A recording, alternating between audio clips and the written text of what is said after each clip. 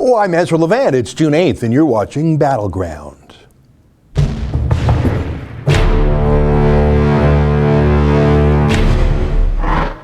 And nice to be with you again. My name is Ezra Levant. I am the Rebel Commander here at the Rebel.media. We, every day, at 12 noon Eastern Time, 5 p.m. in the UK, 9 a.m. on the Pacific Coast, we have 1 hour of live chit-chat. It's a casual show as compared to my more formal 8 p.m. Eastern show that's behind a paywall. And what's fun about this is it's live and interactive. As you can see right beside the video panel, tons of chat. And YouTube's invented something called Super Chat, where for a couple bucks, your chat can be in a bright highlight, and for $5 or so, it's stuck to the top. And the great news is that money YouTube gives to us. They've demonetized conservative media across the board. That happened in January, February of 2017. It's basically YouTube's way of squelching conservative commentary. So this is a substitute. I have no doubt that in short order they will shut this down too. They just didn't realize that conservatives could use it.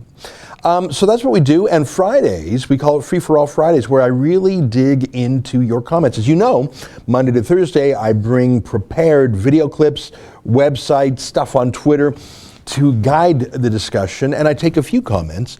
But on Fridays, well, we're going to give her. We're going to give her. My goal is to get through at least 20 or 30 of your comments today. So let's just start it off. I see there's a lot of chit chat from our Canadian friends who've been watching domestic politics. Of course, last night was the election of Doug Ford. He's the new Premier of Ontario, an overwhelming win. He doubled the Liberal Party that he just dispatched.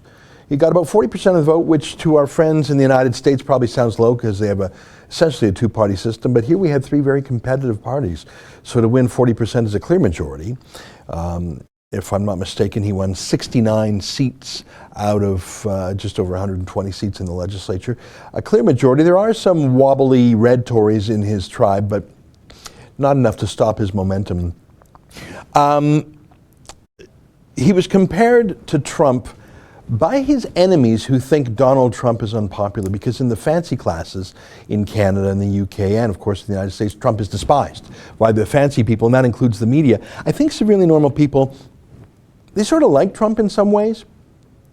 Not everything about him, but they like his bluntness. They like the fact that he's not owned by anybody. They like the fact that he talks back to the media and doesn't bend the knee to them. I think a lot of ordinary people despise the media. The media is unaware of this, or they don't care because they're impervious to it. I think there are some similarities between Trump and Doug Ford, and they're all salutary. They're all good things. The fact that he's an outsider, he wants to drain the swamp, that he wants to make Ontario great, he doesn't use that phrase. I think that the comparison that was said with a sneer by the fancy people, ordinary people said, yeah, okay, sure.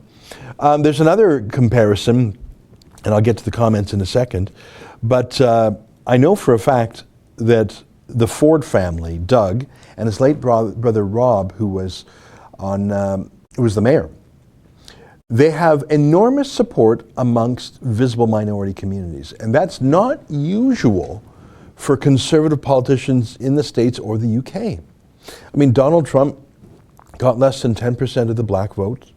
I think, maybe it was, I don't remember the number offhand. I know it was more than Mitt Romney got, and same with Hispanics, but nowhere near to the same support that Trump got from white Americans. But with the Fords, the new Canadians, the immigrant communities, the ethnic communities, they love the Fords. They love them. And in fact, if you looked at where Rob Ford, the mayor, won, he didn't win the fancy parts of the city. He didn't win the downtown parts. He won the more ethnic the community, the higher Rob Ford's vote went. So they didn't buy that he's a racist, he's all right. They didn't buy it. They weren't. It's a phenomenon that the Ford family has, and it's sort of miraculous. I think it's very interesting. So we can talk about that. We could talk about whatever you want to talk about. There's a Tommy Robinson rally in the United Kingdom tomorrow. We will have a camera there. I don't think we're going to be live streaming the whole rally, but we've got some interviews set up, so we'll have those for you after the rally. It's a free Tommy rally. We might embed someone else's live stream. I don't know if we'll have our own live stream, but we have some friends there who live stream. Maybe we'll just embed that on our website. So if you're interested in the Free Tommy rally, the Rebel will be on your side there. As we've discussed before, these rallies are good. It's important to mark the public disagreement with the fact that he's really tantamount to a political prisoner. But of course, what has to happen for him to be freed is not just a placard or a protest, but rather a legal appeal. And if I'm not mistaken, today marks 14 days since his conviction. And if I understand correctly, an appeal has to happen within 21 days. I'm not the legal decision maker for Tommy, unlike when he worked for us last year, when I immediately went to an appeal for him on his behalf. I didn't wait for his instruction. I was his boss back then. We had assigned him to a story. He got thrown in jail for it. We didn't need to wait around and say, are you okay? It's like a patient who's unconscious. You don't need to say, hey man, do you want to be revived? Is it okay if I do CPR? You just do CPR on the patient. You don't wait for them to say, please save my life, because you assume they want their life saved. That's how it was a year ago, but I am not in that position this year. And I'm worried that we're going to reach the 21-day appeal period with Tommy without an appeal being filed. Part of me does not want to contradict the family or the lawyer in charge, because it is not my business. But another part of me aches at the fact that, like, what have you got to lose? Why not try to appeal? I mean, what's the worst that could happen? You serve the 13 months. All right. Let's go to your comments. Let's have some fun here. John Zealand says, good morning, Ford Nation. Ain't that the truth? Trinoculus P, happy for all Canadians. Well, that's the thing. It's not just a win for Ontario, which it definitely is. But it's a win for the rest of Canada, because how Ontario goes affects the rest of the country. I hate to say it's the biggest population, it's the biggest economy. A lot of the head offices are here. It's the media capital. It's where the federal capital, Ottawa, is. So yeah, Ontario does affect the country. And look at Justin Trudeau's point of view, the lefty Prime Minister. He was counting on Liberal governments across the country to support his agenda. All the Atlantic provinces are Liberal. Quebec, Ontario. Alberta was worse than Liberal, was BC. Well, the fight back is beginning on Saskatchewan, Conservative. Alberta will go Conservative in the election next year. And Ontario was the big prize. Things like the carbon tax that Trudeau can afford, certain anymore. I'm very excited about what this means for the rest of the country. Oh, I see some super chats popping up. Sorry, I didn't notice those. Let's read those. Tom Youngjohn, Trump flipped me from loathing to loving in the last GOP debate of 2015. As Colbert formerly channeled Bill O'Reilly, Trump channels himself. That's an interesting comment, Tom. You don't have to want Donald Trump to be your boyfriend, dad, or love reactive of the president. In fact, I put you something like a human friend, agreeableness, a friend, the things that we like in those we within our personal lives.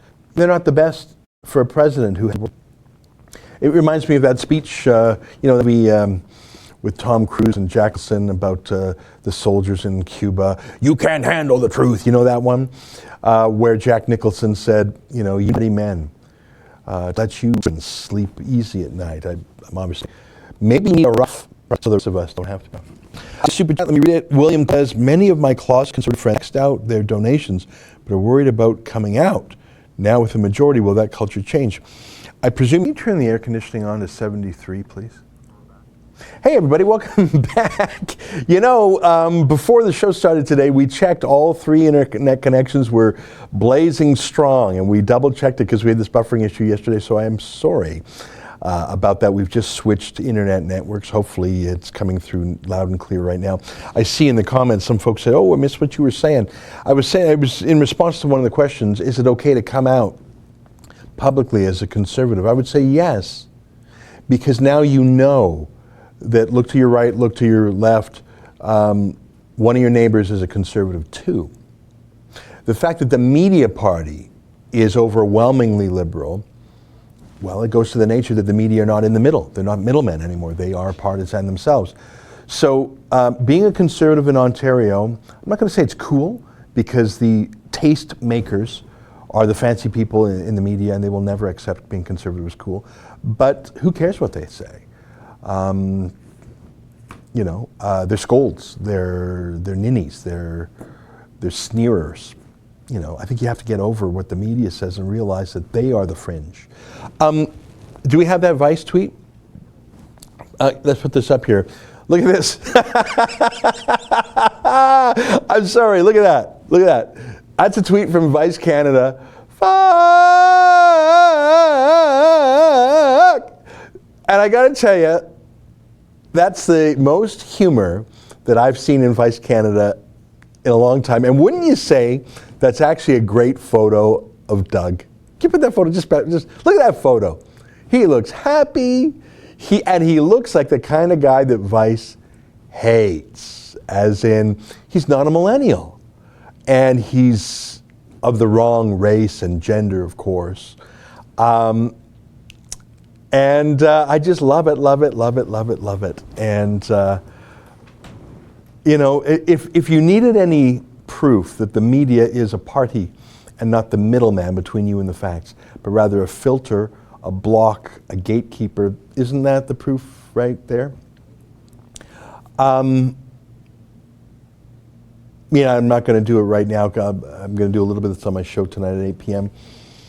If you look at, for example, the comedians on Canada's state broadcaster, they're all like they're rarely funny to begin with. I mean, government comedy is a contradiction in terms. It's like jumbo shrimp or something, I think, right? They're not even pretending. They're all just mad, and I'm worried they're going to get into the Saturday Night Live post-Trump kind of comedy, which is rage and anger with a laugh track. They were bad enough to begin with towards Trump. Now they're just going to be unwatchable. I mean, if you thought for 1 second that the media was just a middleman between you and the facts, you are dead wrong. Okay, I think the buffering is done. Let's get some comments going. D-Raj Katula, Ezra, thank you for giving us your full show. I hope you continue this even after Tommy issue is done. Well, thank you. And you know what? I was doing this for a few weeks before the Tommy issue arose. So we've just talked a lot about Tommy because people care about it in Canada and around the world. We will have news for you from Tommy's rally in London tomorrow. But like I say, if there's no appeal lodged with the court in 7 days, like today's 14 days since Tommy was convicted and sentenced, no appeal has been lodged as far as I know.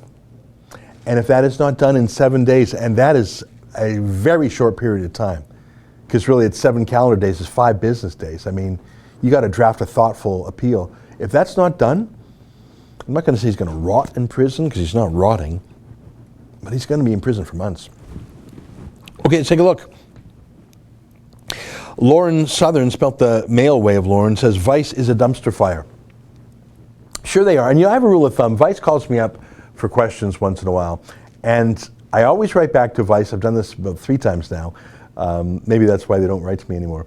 I say, I'm happy to be interviewed by someone from Vice, but you're the Harvey Weinstein company of clickbait websites. So before I talk with you, I need you to renounce Vice Media's corporate culture of misogyny and sexual harassment, and tell me you renounce it, because I don't want to talk to you, because it would be like if someone from the Harvey Weinstein company called me up and said, hey man, I want to pretend like everything's normal and I can just ask you questions. Well, no.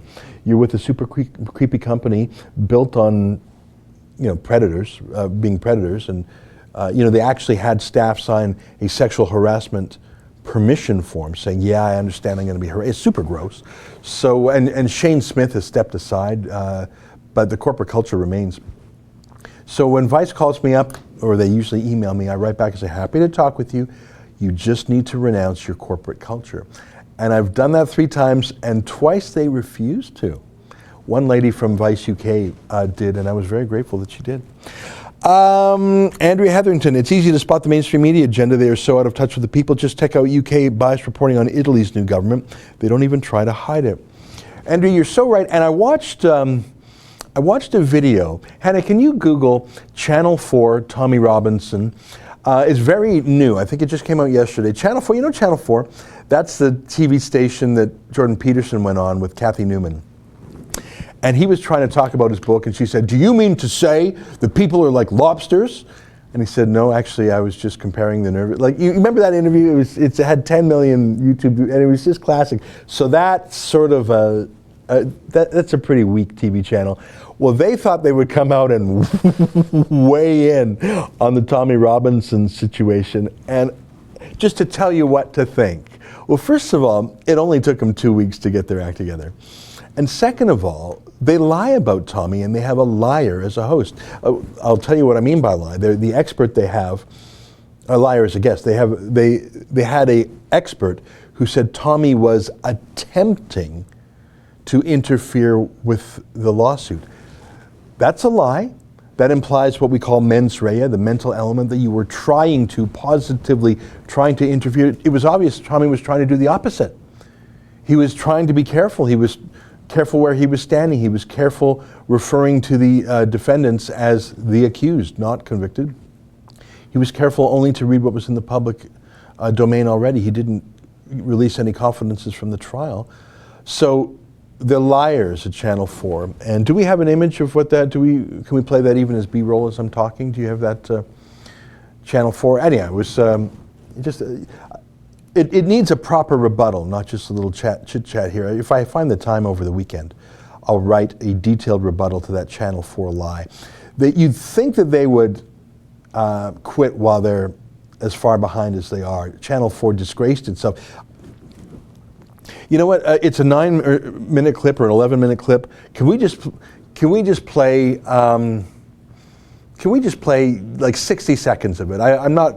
Any part of it is fine. I just want to show people the Channel 4 attempted takedown of Tommy, and then later I'd like you to show the likes and dislike ratio of the video. So just play any minute of the clip. It doesn't even matter which minute. Take a look. A misunderstanding of the way the law actually works in the UK. Now, criminal law can be complicated, so for this video, we've asked Adam Wagner to help us out. Adam is an experienced human rights barrister who's been practicing for nearly a decade. To put it simply, he knows the contempt laws and how a courtroom works. And he's going to help us make sense of this case for you. So, why were these reporting restrictions on the trial at Leeds in the first place? At the beginning of every criminal trial... All right, I won't make you watch it, but it was extremely condescending. I think that video, it almost felt like something you'd show maybe a high school class. They really believe their viewers are idiots. That was the first thing that came through. Maybe it's just the personal style of that presenter there, but I just felt like I was being talked down to the whole time. I don't think maybe I'm just very attuned to the snobbery and the classism of the UK media now, and I think that animates a lot of their hatred for Tommy. And so I felt like they were treating me like I was stupid. I say again that human rights barrister, yeah, what's that got to do with contempt of court? I mean, human rights, I think Tommy's human rights have been violated, by the way, his freedom of speech, his freedom of conscience, but contempt of court has got nothing to do with human rights law, and that barrister they asked questions to, told a lie about Tommy. He said Tommy was attempting to interfere with the trial. He most certainly wasn't, and although I have not read the full transcript of the contempt of court hearing that Tommy underwent 2 weeks ago, I am quite certain the judge did not say that he attempted to. If you actually were an expert in contempt of court law, you would know it's a strict liability offense. You don't have to show contempt, a mental guilt to be convicted. You just have to have done something, not even wittingly. So that lawyer is a liar. The host is a condescending liar. And you know what? I've worked myself up here in the last minute. I think I'm going to do a rebuttal of that video. Maybe I'll write it over the weekend and we'll record it on Monday. Maybe I'll share my rebuttal with you on Monday. Can we show the website that shows the likes to dislikes ratio? Do you see that there? So you've got 1,000 people who like it and 2.2, is that 2.2 or 3.2 thousand people who dislike it. Now, that's not to say that likes and dislikes are determinative. I mean, who knows? But I think a lot of people also felt lied to and condescended to. And you see Channel 4 News there. While we're on Channel 4 News, can you just Google that Kathy Newman, and we don't even have to play a clip of it. I just want to show people, just to remind them that Channel 4 News murdered its own reputation a couple months ago when they had Jordan Peterson there. Just throw it up as B-roll as I go here, just to remind people if they don't know what I'm referring to. In the meantime, I'll talk about a couple of super chats that came in. Ezra's First Irregulars said, keep up the good work, support Tommy on the 9th. Yeah, you see, yeah, just play a little bit of that. You remember that, people? I mean, I don't even, you can see that that's had more than 10 million views. And talk about likes and dislikes, that's got more than 250,000 likes and 7.9 thousand dislikes. People just thought it was a massacre. I mean, Jordan Peterson, he keeps his cool. He doesn't take the bait. And just wait a second, hold it up here till we see Kathy Newman. Because when people see her, they'll just be, so you mean to say, is what you're is what you're saying, is it, okay, you can take it down. Are people like lobsters? V6 said big blue wave coming across Canada. That's a reference to, in Canada, of course, the parties on the right are blue, as opposed to in America, where blue states are Democrats. I don't know if about a big blue wave, but I'll tell you one thing.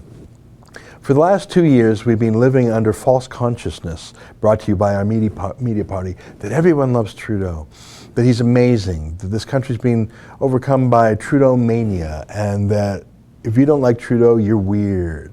And come on, it's 2015, and everyone really is obsessed with gender analysis and transgender analysis and global warming, and come on, man. Well, I think we just proved that's not true. And if it was Trudeau mania, when Justin Trudeau got, I think he got 39% in the last election. Well, Doug Ford got, I think, 40% last night. So is it Ford mania? No, of course not. Media wouldn't permit that. So I think we were all operating, I mean, false consciousness is sort of a funny term. But if the media, it's more gaslighting, that's another way of saying it. Do you know that phrase? When people say, no, you're wrong. If you think people don't like Trudeau, you're wrong. Everyone likes Trudeau. Everyone likes Trudeau. Well, I don't think so. And I saw an interesting comment by Pierre Poilievre today. He said, was there anything about which Justin Trudeau, the Prime Minister, disagreed with Kathleen Wynne, the Premier, on? That's a great point. I can't think of any daylight between them. So is this not a repudiation of every single thing Justin Trudeau stood for? And I think there's some merit to that. All right, let's read some more comments. I think I got the Super Chats. If I'm missing one, I'm sure my team will let me know. Okay, so I'm just scrolling up a bit. I'm gonna work through some comments. It's 12:25. Let me see if I can bang through these comments. I'm sorry I went on a tangent there, but I had watched that video from Channel 4. Hannah, can you remind me to do a quick rebuttal to that Channel 4 video? I think our people would like that, because there were some outright lies there. And I feel like I know enough about Tommy's case that I can rebut them. And I feel like I know enough about the law of contempt in the UK, having been part of the fight back for Tommy in Canterbury. I think I probably know more about contempt of court law in the UK than I want to know. And I actually think maybe I know a tiny bit more than that lawyer they had there knows, because he implied that you need a mental element to be convicted, and that's just not true. Okay. Elizabeth Dyer says, good luck, UK, with protest on Saturday. Free Tommy, end oppression on free speech. Love from Canada. There was a lot of love from Canada. And you know what's funny? Hannah, maybe you could, I don't mean to set you on a wild goose chase here, but that same video of Channel 4 rebutting Tommy, they actually had several excerpts from The Rebel. You maybe just throw that up in B-roll. I don't need to derail things, but they were using The Rebel as, you know, some media say Tommy was in jail for his political point of view. If you can find that, why don't you play some of that in B-roll? They show David Menzies. It's near the end of it. There's some other clips there. They refer to the Rebel by name. It was sort of fun. I liked it. Lauren Southern, oh dear Ezra, was that your best British accent? I didn't even know I tried to do a British accent. I don't think I did a British accent. And there's, by the way, as I've learned, there are a ton of different British accents. Hannah, can I give you another job? Can you get John Fletcher from Help John or Safely? You know, John Fletcher from Sunderland? I just want to play some of his amazing, amazing accent for people. And then maybe I'll try and copy it. I'm not even going to go to. What I learned with Tommy is that there are different accents in different parts of, yeah, you see this? This is from Channel 4. There's our David Menzies, and there's that barrister denouncing us. So thanks for showing. I just want to say the Rebel made an appearance in that. Can you call up the Say Fletcher vids? I just want to play a moment of Fletcher talking to Tommy. I learned so many wonderful accents, and it took me a while to adjust my ear. I mean, I'm used to hearing certain accents here in Canada, but it's glorious. I mean, literally town to town, They have different. The UK, you could fit the whole place in one Canadian province. I think you could. I'm just guessing here. I think you could fit the entire United Kingdom inside of Texas. And yet you've got what, 20 different accents? In the UK, you got a Welsh accent, you got a Scottish accent, you got a posh accent, you got a Sunderland accent, you got a Manchester accent, you got a Liverpool accent, you got so many. How do you have so many accents on one island? You're on one island together. You've been living together for so. How did you not, like, how? I don't know. I see a couple super chats. Well, please look for that Save Fletch. I just want to show people that Glorious accent was one of my favorites. Alan Ansel chipped in $50. Well, that's very friendly of you, Alan. Thanks very much. If you have a comment, please write it, and I'll try and keep an eye peeled for it. Thank you for the support. Tame Thing One says, so what you're saying, Ezra, is that Jordan Peterson is a lobster. Oh my God! You know, it's just crazy. Do we have that? Yeah. Okay, we got the Fletcher thing. Someone asked me for an accent. If I'm soaked in the accent for a while, like if I'm marinated in it and I'm hearing it, maybe I can mimic it. I don't want to do it. And by the way, don't think my copying of these accents is in any way mockery. It's not. It's fascination, it's curiosity, it's affection, it's admiration, it's just plain old cultural interest. I loved the people in Sunderland and the fact that they spoke in this wonderful accent. We put up this video of Sunderland, of John Fletcher, and I said to our team, I said, guys, we got to put captions under John if we interview him again, because not everyone's got the ear to listen. So listen to John Fletcher, shopkeeper in Sunderland. I think you're probably familiar with the story. You called for an accent. I don't feel like I can do a great one right now, but listen to this accent. So what's happened? The police come and says if I didn't take it down, they're going to revoke my drinks licence and take my drinks licence off us. So I've had to basically take it down. They're going to, your livelihood? Yeah. They're going to stop you earning money and providing for your family? Yeah. And how old are you, Fletch? 30. 30, and you've got this business, Yeah. other businesses? Yeah, other business now. We've got a fish and chip shop down the road and a scrapyard as well. A successful, young, hard-working man trying to better his life and trying to further his life. And the police, how many times overall did they come here for this? About 7 or 8 times for about the cyanide. 7 or 8 times the police come to his shop. 7 or 8 times. You know how hard it is to get a police officer? 7 or 8 times. And then in the end, the way they got him to remove that sign, and what was the reason for this? Was there a complaint? There's a shop up the road and Muslim shopkeepers complaining about my sign. So a Muslim shopkeeper has complained about your sign, and the police have come. So basically they're working for the Muslim shopkeeper to come and force you, and in the end bully you for your livelihood to take the sign down. Now, this is bullying. So there's so many cases like this across the country that we need to be standing up to.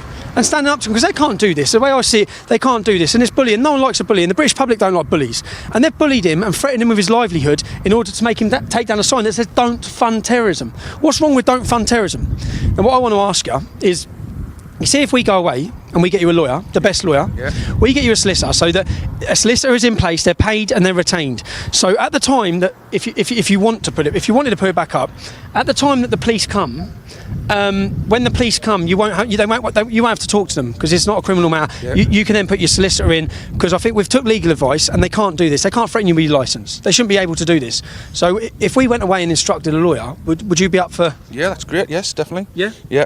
And you'd be up for getting the sign back up, Yeah. and because I think we have to make a stand on these sorts of issues. There's so many issues like this. We're going around meeting people where people are being bullied and intimidated. They're being bullied and intimidated, and don't fund terrorism on your shop. And you know what? If you're watching this and you're in Sunderland or you're in anywhere in the northeast and you're driving through this area, come and use this business. Yeah? Come and use this business, because they're bullying a young businessman to try and intimidate him for showing patriotism for this country. That's what's happening. So anyone who's in the area, anyone who's coming in, pop into his shop. He's got a chip shop down here. He's got this shop down here. I hope you don't get backlash either from this. What's your reaction been since the video went up? Really, really great. Everybody was over the moon about the sign and that. I'm getting a bit stick for tapping it down, but Oh, yeah. I'm trying to explain myself. We'll get it back up. Yeah. We'll get it back up, and we'll make it a lot bigger and better than it was. So we have a website for this. It's savefletcher.com. Oh, you know what? I could watch that all day. You see what I mean? That wonderful Sunderland accent. Now, some people say, Ezra, I can't even understand Tommy. Well, come on, you gotta really adjust your ear. And Tommy can dial up his accent a little bit, I find, but that Sunderland accent, and Chelsea Wright had it too, and it's not just the accent, they use different phrases, did he really change his sign? Look at that. I didn't know this, that Fletcher, who Tommy helped, is now helping Tommy. That is beautiful. My friends just put this up. I did not know this, that Fletch, that's what his friends call him. I think his friends call him Fletch, or Fletcher. He's looking to free Tommy. You know what? That's a loyal man, isn't that? Isn't that? By the way, I have been to that shop, and I went in there, and I'm a Canadian, so they have different candy bars in the UK than we do in North America. And I bought some that I thought were unknown here in North America. I brought them back, and people say, "Yes, we got those here." So anyways, it's a great little shop. It's very little. And if you are in Sunderland, you should go there. Look at that. So you see on the left there, it says, "Don't fund terrorism." That's what the cops came to bully. And you heard them. The cops came 7 or 8 times. And did you hear Tommy said, "Well, we can hire a lawyer for you"? We did. I don't know if you remember. We crowdfunded a lawyer. I remember his name, Rob Festenstein. We brought him in from Manchester. Good lawyer, calm, cool, collected. Came in and we scared off the city. It was not just the cops. It was the cops. It was the city council. And you can take that down now. I don't know if if it was clear to you that in addition to the Fletchers having that convenience store, it's a tiny convenience store, but the main thing they sell there is alcohol. So the cops threatened to take away the booze license. He also has a fish and chip shop, obviously, and they have a scrap yard. Well, when he wouldn't take down the sign that says "Don't fund terrorism," the police sent, 5 cops to go through his scrap metal yard to see if there was a single piece of stolen something there. Like they were basically raiding all of the Fletcher family businesses with no grounds whatsoever, no basis whatsoever. They just said, "Oh, well, we're going to inspect the living daylights out of every single thing you do because you're embarrassing us for standing up against terrorism." And now I'm so proud of Fletcher that he's standing up for I didn't know that until this moment. My team just put that up there. I see some more super chats. I see one up there right now. Alan Ansel, "Hey Ezra, I had the Stop Trudeau at your carbon tax rally. Could I make a rebel flag? I'll fly it high. Keep fighting for freedom." A rebel flag. Well, I like the sounds of that. Yeah, fly your flag. I think we got to freshen up our store here at the Rebel, and if you make a flag, maybe we can sell it at our Rebel store. I see from time to time, especially when the playoffs are around, and when I live in Toronto, and you see these little flags that stick into your car. You roll up your car window, and you fly a little flag that's held in place by your car window. I wonder if anyone would fly their Rebel flag. I bet they would in certain parts. Like I bet in Alberta, in Toronto, you'd probably get some Antifa types, shaking their fist at you, but you'd show your Rebel pride. Yeah, I like the idea. Okay, it's 12:36. Let me get back to the comments, but you wanted me to do an accent. I have to be in the spirit of it. But instead of listening to me do it, how about listen to Tommy and talk to Fletcher? I'm very proud of that fight we had in Sunderland, and I was excited that, it's a sort of a strange thing, isn't it? We'll crowdfund a lawyer to help a guy who needs help. And that's what we did for Fletcher. And he was nervous about it. I remember I met his mom and his brother, and they're great folks. But it's easy for me to be brave when it's not my livelihood on the line. It's easy for me to be brave about Sunderland when I don't even live in the country, let alone the city. It's tougher for his family to be brave. We went to the family home and we sat down there and we had to convince them to fight. And he's a fighter. You know what Fletcher means? You know, a lot of great British names come from a job, right? Taylor is obviously, Hooper. You know what a hooper is? Someone who makes hoops for barrels. Cooper, same thing. Baker, right? It's a milliner. So many British last names are what that person did as a job, right? Smith being the most obvious one. Smith comes from being a blacksmith. You know what a Fletcher is? We don't use that word anymore. A Fletcher is someone who makes arrows for bow and arrows. Is that interesting? John Fletcher there, his ancestors made arrows, probably to fight for freedom, you know, making arrows for the British king to defend, I don't know, maybe against, I don't know if they were using arrows still in the Battle of Trafalgar. I think there were more cannons and things of that sort.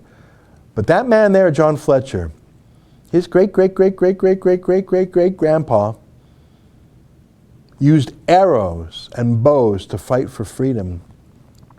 Fletcher maybe has a drop of that fighting spirit in his blood. Do you think he does? I think so. I think so. I like the look of him. I like the cut of his jib. I liked his brother, who I met. I liked his mother, who I met. I think that the British heritage and history is one of fighting for freedom. Ask Churchill, ask Thatcher. There were many dark hours, and that country rose to the occasion. Would you not say that Tommy Robinson, and his real name is Stephen Yaxley Lennon, so I don't know what the etymology of Yaxley and Lennon are. I just don't know. I know what Fletcher is because it's interesting to me. Where does Tommy get his courage from? Did he inherit it? I've never met Tommy's ancestors. I never met his mom or dad, is what I mean. I don't know. Where does Tommy get his courage from? Are there others with this courage? There are some, but why is it not more spread? How is the same Britain who united under Churchill, who withstood the battle for Britain and the Blitz, who withstood the V-1 and then the V-2 rockets raining down on them, how is it that same Britain has lost its courage? Not all of them, but so many of them. How? I like that, Fletcher. All right, let's see some more comments. Ben S. K. says, Ezra, you need to give Red Pill Phil some coverage. He is uncovering mass child abuse on children in council care. It's very upsetting, but needs exposing. I know exactly who you mean by Red Pill Phil. Can we call up just some B-roll of Red Pill Phil? I think I remember the moment when Red Pill Phil made his video debut. It was in the Manchester Unite Against Terrorism. I wonder if we can even find that one. Hannah, can you find the vid of Tommy's rally in Manchester? This would have been a week or so after the bombing there. So this would have been April 2017. And a black man, or as he describes himself, a mixed race man, comes to see what all the fuss is about, and comes because Tommy invited him to come. So, in fact, I don't know if this was on, and I don't know if it was a Rebel video or someone else videoed it. Ah, yeah, you see that there? That's Red Pill Phil there. Can we have the sound here? Can we put the sound up? Did I tell you something? You're a 20-year-old dog. You think they're not okay? Don't help me. Work now. You know, hold on. Hold on. Before you start ranting at me. Yeah. Right? I am. You can see what I'm Are you sarcastic? Don't you dare try and put it on my tongue. No. Let me explain. I grew up in this country in 1970. Yeah? You know what I used to see when I come out my front door? The letters NF. Yeah, and that's what they are. You know what? You could find that video online. It was beautiful. Do you see what was going on there? You got Red Pill Phil, who's got a gorgeous, you know, I grew up in this country. Like, I'm not going to try. That was a little bit Scottish. That was a little too Scottish. You see what happens? You try and do a British accent, and there's like 20 of them, and you fall into the wrong one. I love Red Pill Phil's accent. I would like to know, is that a Manchester accent? Is it I don't know. I just don't know my British dialects well enough. Gorgeous. You know, once you get into them, you love them. It's like discovering the cheeses of France or the wines of Italy, I imagine. You can become a connoisseur. You say, what's that? And look at that little phraseology. Anyway, I love Red Pill Phil. That was the first time I had ever seen him. And do you see what was going on there? Regular guy, and boy, calm, cool as silk, right? Low-key guy, comes to this rally, and he encounters, who does he encounter? Some social justice warriors, all of them so white they're pink.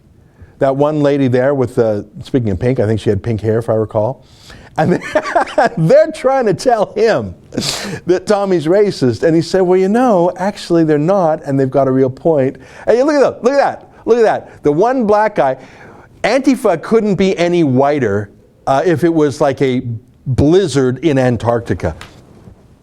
Antifa's so white, you got to put on sunglasses because of the glare. Antifa so white. Taylor Swift says, looks like she got a tan. Like I'm working on my Antifa so white jokes, and they're not really. But look at Red Pill Phil. He's just giving her, and look at that gal there, and these Marxists, and these Antifa types. Every bloody one of them is a social justice warrior, and Red Pill Phil's just speaking truth to power. And he just and he won that. And you know what? Instead of scaring him or making him bend the knee, this is the moment I believe. I don't know Red Pill Phil, but I've observed him. Oh yeah, turn up the volume. Turn up the volume here. We're racist. How do you I said you're racist. You know what, mate? I'm just asking you a question. Say what I'm saying about here going up for more. No, can I just say one last thing? Okay, turn the volume down. So what do we see there? They're having a conversation. There's no threat of violence. They're not even, I don't even think they were really swearing much, or not in an aggressive way. They're not even really shouting, right? And who does the cop come to and say, tone it down? Red Pill Phil. Not to the Antifa. Why did the cop go to Red Pill Phil? Why? Why? Well, you know why. You know why. All right, let's go back. I see some super chats. Let me catch up. Nelson Thal, do you feel Doug's election can be seen as a precursor to Scheer's rise in popularity and perhaps election? Well, I hope so. Let me outline the similarities and differences. We're talking about the Ontario election. So for those who talk about Tommy Robinson, we're going to have a cameraman at the Free Tommy rally tomorrow. He's not going to be live streaming, but I think we're going to try and pick up a live stream from someone else who's there. It's fun showing these old videos, isn't it? Tommy has 7 days to make his appeal. I hope he does. If he doesn't do it in 7 days, the guy's serving his term, or at least a significant percentage of it. I think that's wrong. What's he got to lose? He should appeal. That's my view. As to your question, do I feel Doug's election can be seen as a precursor to Scheer's rise in popularity and perhaps election? Here's the similarities. Both of them are conservative. Both of them have a fairly healthy base in terms of they have a critical mass of MPs or MPPs. Fundraising seems to work. They have a staff around them that works. What are the differences? Andrew Scheer, while he says he's against the carbon tax, has whipped his MPs to support the Paris global warming scheme. That's weird. Andrew Scheer has shown timidity on key issues such as immigration and open borders, which I think is one of the leading issues in Canada today. Andrew Scheer bends the knee to the media. You know what I mean by bend the knee? He submits to them, to their peer pressure. That's a big difference between him and Doug Ford. Andrew Scheer flip-flops. We'll see if Doug Ford does. He makes me nervous a little bit, but his press conference this morning, he was asked, are you going to repeal sex ed? He said, yes, going to talk to the cabinet, we're going to repeal it. I don't flip-flop. Okay. In the treatment of the media, Doug Ford was a lot bolder. He didn't have them tour with him. He didn't care. He would put out statements, have his own sort of quasi-reporter. I'm not going to say he deliberately fought with the media as maybe Rob Ford, his late brother, did, but he did not give them an unearned respect, let alone obedience. And I fear that Andrew Scheer is obedient to the media and will do and say things that he thinks the media party wants him to do and say to make the pain stop. So he'll concede on ideological points just to get through a tough interview. But he'll make commitments. For example, he committed to meeting the Paris global warming targets, but he said he won't bring in a carbon tax, and he said he'll have it fully detailed in time for the election. Well, I'm sorry, you can't do that. You can't meet the global warming targets of the UN. You shouldn't want to try because it's bizarre, and that's contrary to what China, the United States, and all our competitors are doing. But to get through a pickle of an interview for 5 minutes, to buy himself 5 minutes apiece, he's now committed to making that a major part of the Conservative platform. That's nuts. So if he's going to be so easily whipped by the media, I don't think he's going to have Doug Ford's success. Now, I hope he wins, because even though I have quarrels with Andrew Scheer, of course he's better than Justin Trudeau. Of course he is, let alone Jagmeet Singh, the NDP. But Doug Ford shows you can be a little bit of a dissident, a little bit of a contrarian, a little bit independent, and defy the media party and win handsomely. You don't have to suck up.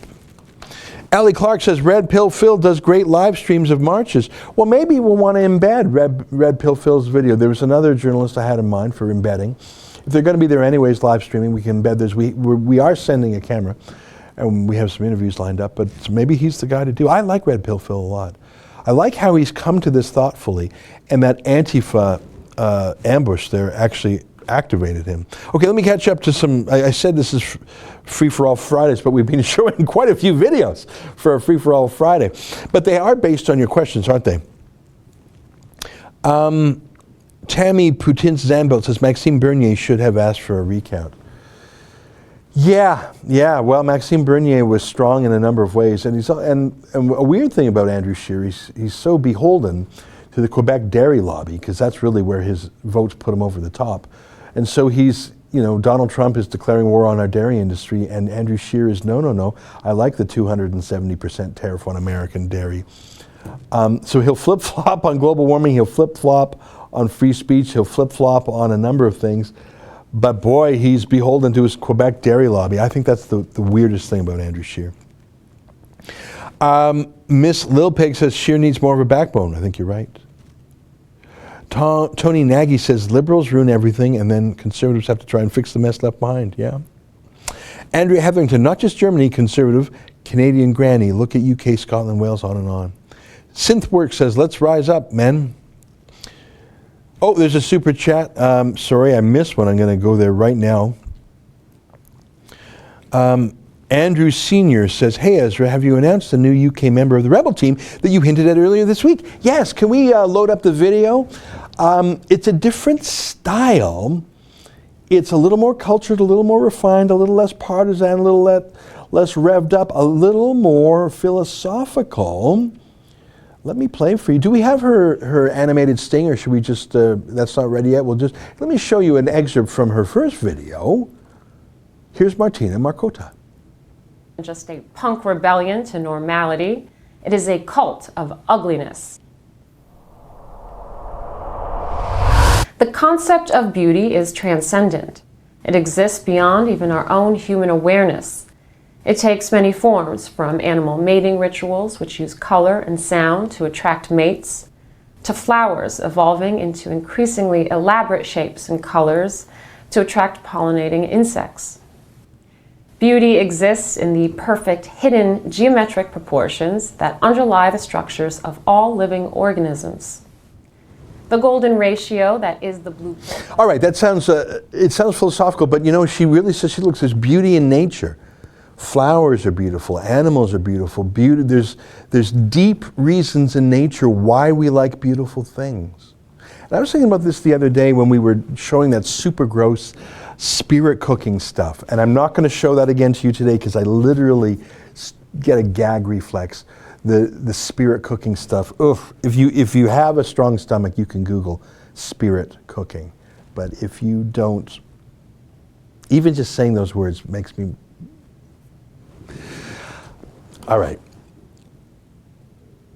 There are reasons that beauty matters. And there's reasons that ugliness matters. And our belief in beauty and ugliness, as Martina points out so well, are not political choices. They are deeply rooted into our essence. And I was just remarking to my friend Justin here, after we did that spirit cooking video the other day, I said there's a reason why we have that vomit reflex when we see gross things. It's an evolutionary adaptation. If you eat meat that's infected with maggots, you vomit it out to stay healthy. I'm sorry I'm getting gross here, but that it's not just the physical expurgation, but it's the psychological revulsion. There's a reason we are repelled by gross things. It's not a choice. It's not, oh, society says maggots are gross, but they're actually really cool. No, they're gross because they're gross. And your reaction and your gag reflex is your body's way, nature's way of saying that is dangerous. So those who would say there's no such thing as beauty and there's no such thing as ugly and it's all just a choice, they're wrong. And that's a powerful argument that I think Martina really made well there. So Martina Marcotta is our new UK talent. As you can tell, she has an American accent. She is American, but she is transplanted in the UK, and she'll be doing videos for us every day. So that's the answer to your question. A super chat, let me see. Better leader, Pierre Poilievre, Candice Bergen. Well, look, you're talking about the Canadian Conservative Party again. You can't beat somebody with nobody. Another way of saying that is you can have your dream candidate, your hypothetical candidate, but the only candidate matters is the one that runs. I like Pierre. I think maybe one day he will run for office. He's ambitious, he's smart. I like Candice very much. I don't sense in her a drive to be leader. If you do not have the will to climb the greasy pole, you lack an essential element to be a leader. Because if you don't have the ambition to lead your own party, then you clearly, and beat all comers, and make the case, and fight that fight, you surely don't have what it takes to beat the other parties and to lead the country as opposed to your own party. So the essential test of a leader is to show leadership, not just to daydream about it. I think we might see Pierre make a run for something one day. I really admire Candice Bergen. I've never seen any momentum in her to be a leader. Maxime Bernier has that ambition, and I think he has it still. And if Andrew Scheer is not successful in 2019, it would not surprise me if Maxime Bernier takes another run at things. Oh, I see Paul Starmer. He's a Mancunian. You know, my great-grandmother was a Mancunian, so that's how I know what that word means. Someone from Manchester is a Mancunian. Did you know that? That's what we call a demonym. Someone from Toronto is a Torontonian. Someone from Calgary is a Calgarian. Someone from Manchester is not a Manchestertonian. It's a Mancunian, and that's where Red Pill Phil is from. Thank you for that. Fast Hines 39 says, Alice Wong as well, not taking SHIT from Hassan. All right, I like Alice Wong. I like her spunk, but to be candid, I don't think that she could be a leader of the party. Special K, Ezra, you need t-shirts with Rebel Media fighting for freedom of speech. Yeah, you're right. El Chepacabra says, Pierre is the man. I like Pierre. I've known him since we were young. Rhaegar Targaryen, I think that's a reference to, of course, Game of Thrones, so Rhaegar knows what I mean by bend the knee. He says, it's amazing because she used to be on Fox News, not exactly a left-wing outlet. I don't know who you're referring to.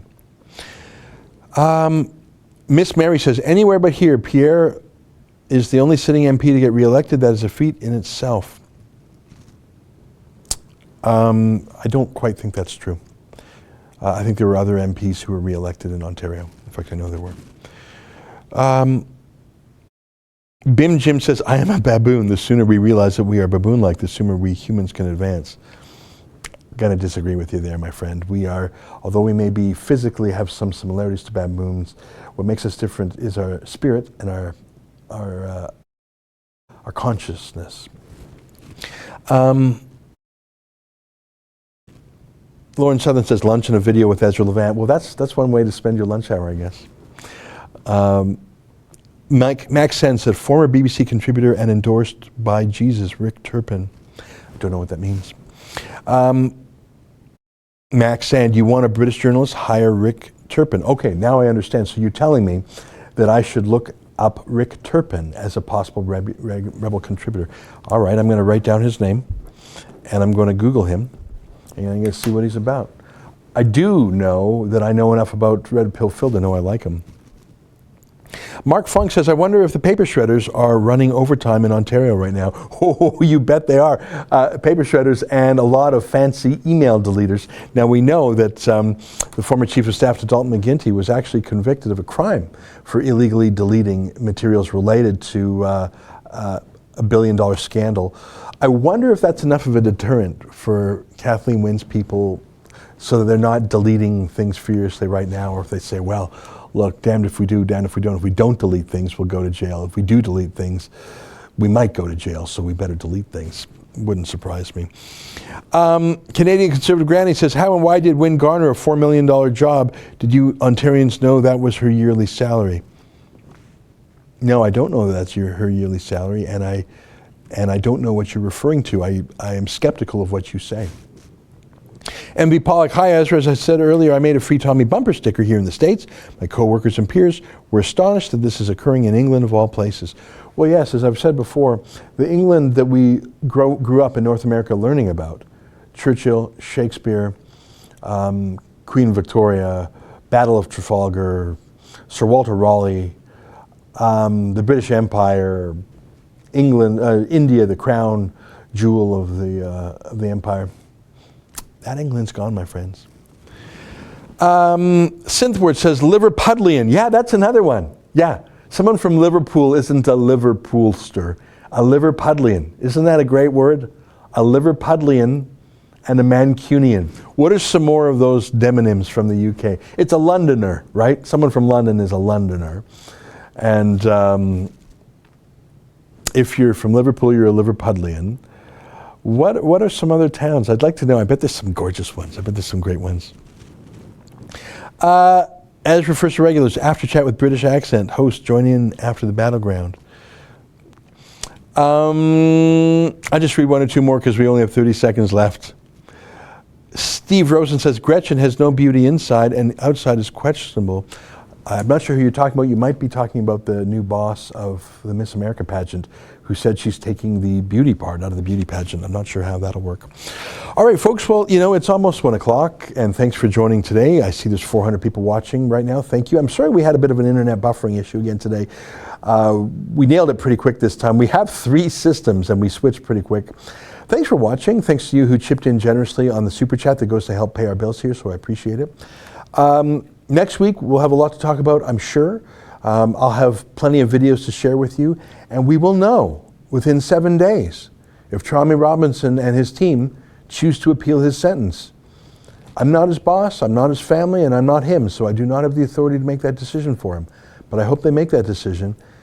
I don't know why they don't. I don't know if they have anything to lose. I don't understand. But I know that we and countless others would support him morally, financially to help pay the legal bills, journalistically. And that's his choice to make, and we look forward to seeing that, and we'll support him the best we can. We'll talk about other things as we did today, the Ontario election and other things. That's it for me. I have a show tonight at 8 p.m. for those of you who want to tune in. Until next time, we'll have some footage. We'll have some coverage from the rally in London tomorrow. So until next time, on behalf of us here at Rebel World Headquarters, goodbye, and keep fighting for freedom.